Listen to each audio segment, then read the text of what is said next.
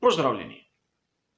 Pred vami je že 14. tedenski pregled novic z obveznim komentarjem. Skupaj si bomo pogledali tiste, po mojem, zanimive teme, ki nam dajo malce bolj globok pogled v dogajanje Formule 1.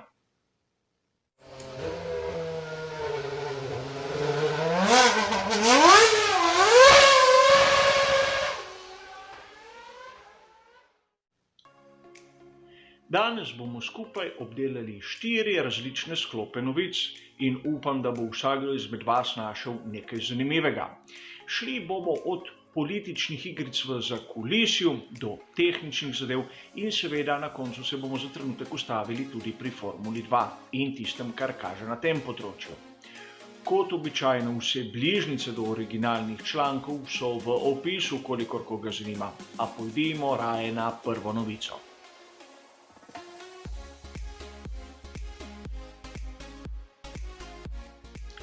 Mattia Binotto in Scuderia Ferrari so bili pogostokrat omenjeni, posebej po veliki nagradi Madžarske in to v vseh virih, kateri se bavijo s Formulo 1.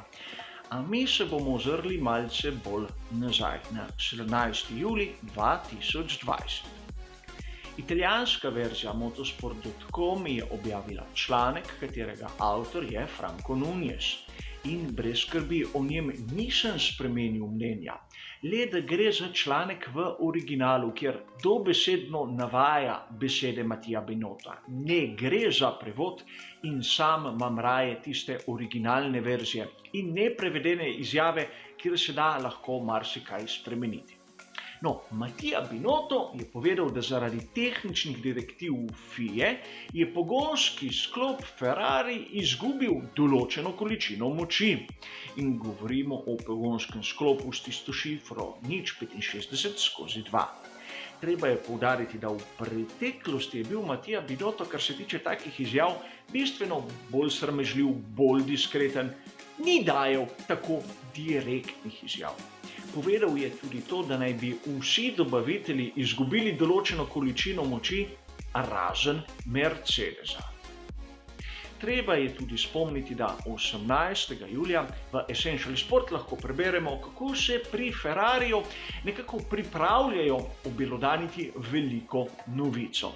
In nekako nam je bilo nakazano, da bi bili pripravljeni podpisati Concord Agreement, da so dosegli nek sprejemljiv kompromis.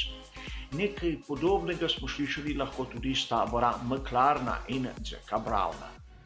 A že dan kasneje, 19. julija, GP Fans obelodani intervju s Totom Wolffom, kateri je dobesedno izgubil potrpljenje. Povedal je, da je FIA dala tehnično direktivo na veliki nagradi ZDA 2019, na to pred veliko nagrado Brazilije 2019 in da so izjave Mattie Binotta čista neumnost. Uporabljal je izraz bullshit. In seveda, tehnična direktiva le razlaga, kako so napisana pravila Formule 1, jih ne spreminja. In tu se je treba strinjati s Totom Wolffom. Pravila so bila znana že prej, kako jih je kdo interpretiral, je pa njegova zadeva. Potrdil je tudi nekaj izjemno zanimivega. Mogoče ste vi opazili, da se vsi pogonski sklopi Mercedesa rahlo dimijo, predvsem na prostih treningih. Namreč povedal je, da ko imajo pogonski sklopi poln rezervoar olja, prihaja do nekega čudnega uhajanja te tekočine, tega maziva v izpušni sistem in zato vidimo ta dim in vidimo ga na vseh, tako na Racing Pointu, Williamsu kot tovarniški ekipi Mercedes. Kar je še bolj zanimivo strani Tota Wolffa, je, da je za Planet F1 21.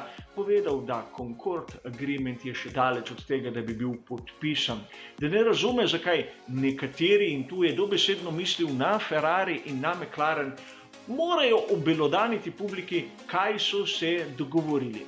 To je stvar, katero se mora vsaka ekipa domeniti z organizatorjem svetovnega prvenstva in do podpisa ni še tako blizu. Vidi se, da pri skuderiji Ferrari morajo malce kot odvrniti pozornost iz njihovega projekta SF1000. Vsaj tako je moje mnenje. Zato zgrabijo vsako priložnost, da pokažejo nekam drugam, v neko drugo smer, daleč od njihovega bolida. In verjetno Toto Wolff se je naveličal biti eden izmed akterjev tega iskanja izgovorov. Vsaj tako je moje mnenje, moje videnje o tem, kaj se je zgodilo v preteklem tednu med Ferrarijem in Mercedesom.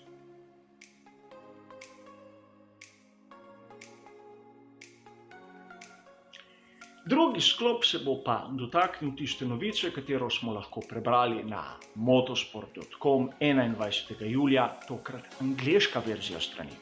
Namreč govori o tem, da pri Williamsu načrtujejo za veliko nagrado Velike Britanije obsežen paket posodobitev. Namreč vsi mi navdušenci Formule 1 smo opazili, da na zadnjih dveh dirkah, govorim o veliki nagradi Štajerske in veliki nagradi Madžarske, Williams v kvalifikacijah je pokazal izjemen napredek. A na dirki tega napredka ni bilo videti. Seveda, treba je razumeti, nekaj je tisti hiter krog, nekaj je ritem. Bolid se lahko drugače obnaša, ko ima polno posodo za gorivo in takrat, ko ima prazno. In verjetno tudi vozniku je teže držati ritem z hitrih zaporednih krogov, kot narediti enega samega. Pri Williamsu gredo pravo smer, a od tistih dveh enkratnih kvalifikacij, da bi kar naenkrat pričakovali, da bodo stabilno med prvimi 10, mislim, da je pretirano pričakovati. Zato z velikim zanimanjem čakam na ta obsežen paket posodobitev in upam, da jih bom lahko predstavil in zanaliziral na tistih prispevkih namenjenih veliki nagradi Velike Britanije.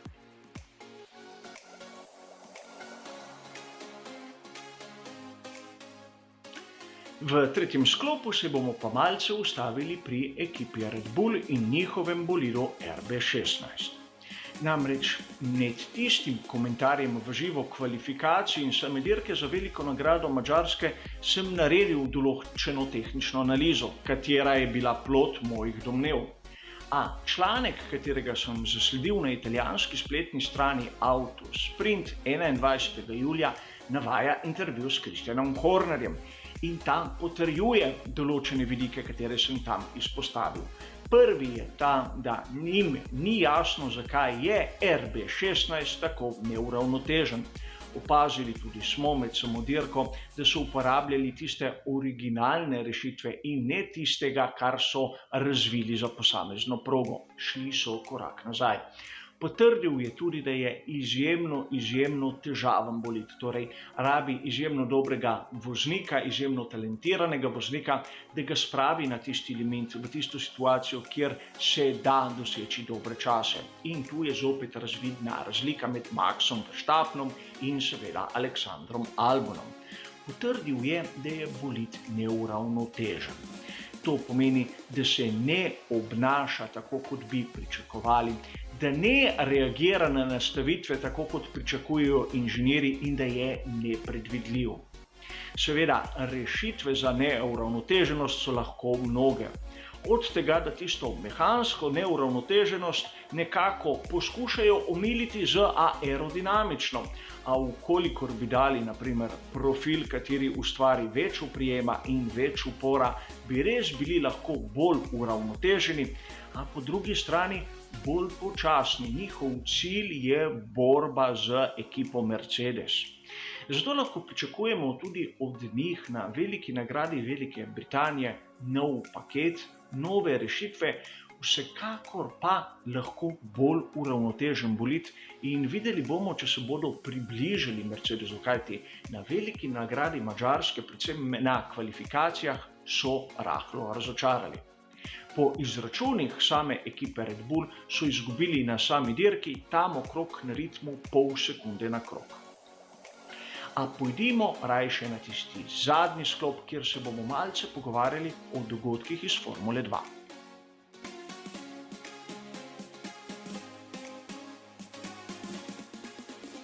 Dogajanje v Formuli 2 je zanimivo za nas, navdušence nad Formulo 1, če ne drugega, zato da vidimo, komu bo uspelo se prebiti stopničko više in koga bomo videli v prihodnosti v Formuli 1. In seveda mnoge izmed vas tudi zanima kariera Mika Schumacherja, če ne drugega, zaradi tega, ker ste navijali za njegovega očeta. A lotimo se stvari po vrsti. Zanimiva izjava se je pojavila na spletni strani Scuderia Fans in ta spletna stran je nekako orientirana proti Maranellu, pove nam že samo ime. Namreč Helmut Marko je dejal, da naj Ferrari da sedež Robertu Schwarzmanu za sezono 2021 v Formuli 1. In tu je treba poudariti nekaj zadev. O sedežu govori v smislu tistega v Alfa Romeo Racing, tisti sedež, katerega sedaj zaseda Antonio Giovinazzi in o katerem odloča Scuderia Ferrari. Robert Schwarzman je vodilni po 3 dirkaških vikendih oziroma 6 dirkah v Formuli 2 v letošnji sezoni. Je novinec v seriji in je dosegel že 2 zmage. A po drugi strani imamo članek v Essential Sport 22. julija, kateri pravi, kako Scuderia Ferrari bdi nad Mikom Schumacherjem in njegovim napredkom. In tudi Mick Schumacher ni tako slab, da bi ga dali sedaj prav v koš in odpisali. Pravzaprav na veliki nagradi Madžarske na prvi in drugi dirki je dosegel 3. mesto na vsaki izmed obeh dirk. A kaj, ko njegov izkupiček je za polovico tistega, kar je dosegel Schwarzman, oziroma malce manj. In ne smemo pozabiti enega dejstva. Lani je svojo edino zmago dosegel na tej sprint dirki, prav tako na Madžarskem, tako da bi lahko rekel, da mu proga nekako leži. Treba je poudariti še nekaj. Schwarzman in Schumacher vozita za isto ekipo, Prema Racing. Znano dejstvo je, da prvi in največji nasprotnik v motošportu je tvoj moštveni kolega. In Schwarzman na prvih 6 dirkah je pokazal, kdo je boljši. A ne smemo pozabiti, da ima Scuderia Ferrari v Formuli 2 ogromno voznikov letos. Naprimer tudi Callum Elliott ima več točk od Mika Schumacherja. Armstrong je tik za njim. Edini, kateri ne kaže ne vem kako dobrega potenciala, je drugo znano ime, Giuliano Alesi. 3 dirke oziroma 6 dirk in 3 dirkaški vikendi so premalo za kakršno koli sodbo. Dejstvo pa je, da ne bi bilo pošteno, da bi Mick Schumacher dobil sedež v Formuli 1, čeprav ne bi bil najboljši izmed tistih mladih v Formuli 2, kar jih ima pod pogodbo Scuderia Ferrari. Še posebej, če se bo ta trend nadaljeval. In Helmut Marko je lahko komu všeč ali komu ni všeč. Treba mu je priznati, da je odkril kar nekaj izjemnih talentov v Formuli 1. Govorimo o Sebastianu Vettlu, Danielu Ricciardu, Maxu Verstappenu. Res, uničil je tudi mnogo drugih karier mladih voznikov, kateri niso bili na nivoju, seveda po njegovem mnenju. A če on reče nekaj takega, ne smemo samo misliti, da hoče pritegniti pozornost. Lahko ima tudi kaj prav. Videli bomo v prihodnosti, kako se bodo stvari odvile, a pričakujem samo od Mika Schumacherja, da bo izboljšal svojo formo in to kar precej. No, to je bil zadnji sklop v tem tedenskem pregledu dogodkov, seveda z mojim komentarjem. Vidimo se naslednjo sredo, do takrat pa hvala za vašo pozornost in nasvidenje.